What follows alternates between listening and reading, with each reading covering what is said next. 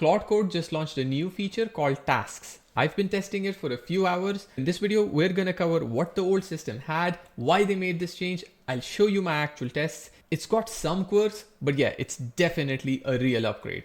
Okay, so first a bit of background. Back in April, Claude Code added this thing called to-dos, basically an internal task list for Claude Code, all right?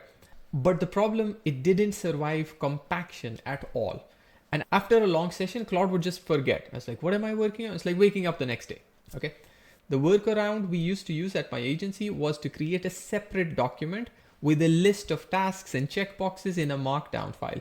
And then you tell Claude, this document is your task list. Use this document as the task list and keep marking as you are done. This would work for an extent, but you still had to babysit Claude. Like Claude would lose track. You'd have to keep nudging it back on course. There's been a bunch of GitHub repos trying to solve this, like basically mini project management tools for Claude Code. People have been trying to crack this for a while. Even their announcement mentions that this was emerging in the community and we took inspiration from projects like Beads by Steve Yegi. So now with tasks, they've built it into Claude Code directly, okay? It can survive compaction. The tasks are stored in the file system, so multiple sub-agents or sessions can collaborate with them. All right. When one session updates a task, that's broadcast to all sessions currently working on the same task list. Although in my tests, that was a little bit flaky. Knowing Anthropic, by the time you see this video, that would have been fixed. They ship fast. Okay. And this is the folder that stores all the tasks. After a compact cycle, it still knows its task and it can just keep going, keep going, keep going. So I tested this with a basic ticketing system spec, okay? Nothing crazy, a bit of customer portal, admin portal, some shared sections, just mock data, not the whole backend or anything. I gave Claude the spec and asked it to break it down. This is me giving it the whole spec, and then this is me giving it the Twitter article because sometimes it can be a bit weird.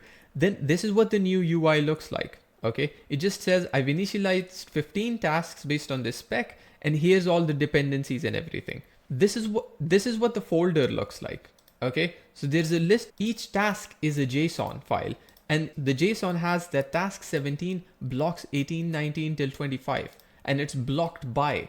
So this one blocks this, and this dependency is amazing. I've asked Claude to draw a dependency graph, and it's like project setup, mock data, this, then these three can be done in parallel, and then polishing at the end.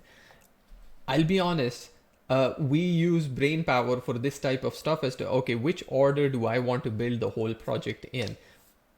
Claude's just eating away our jobs one by one. I just told it to just run, finish everything, don't ask for user input until all tasks are done. Kind of like my own Ralph Wiggum loop. Not really a full Ralph Wiggum loop, but still, it's a good enough command. And then it just kept cooking, okay? It kept cooking,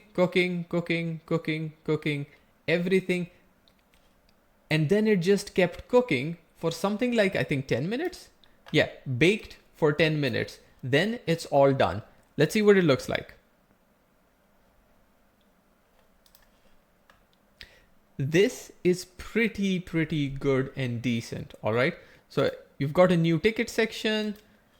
You've got an agent side with a bit of a dashboard, okay?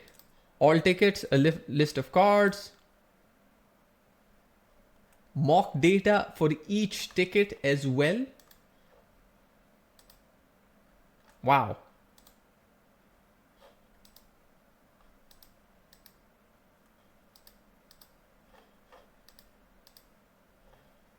Ten minutes later, I came back, opened it up, and it just worked. All the screens were there, all the wireframes were done. Like we've done this before with pure wireframing on client projects. Making all these screens would take hours, especially in Figma. Now we use AI to make mockups in minutes. But even then, you'd write a spec, draw some ASCII wireframes, read it closely, then babysit Claude through the process. This time I didn't have to babysit. I just let it cook.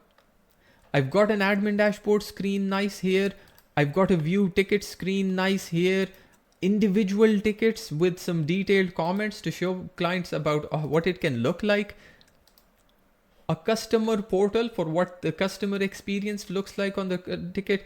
A new ticket screen here, and going back individual ticket from the customer perspective as well. This is a lot in 10 minutes. So here's what I found.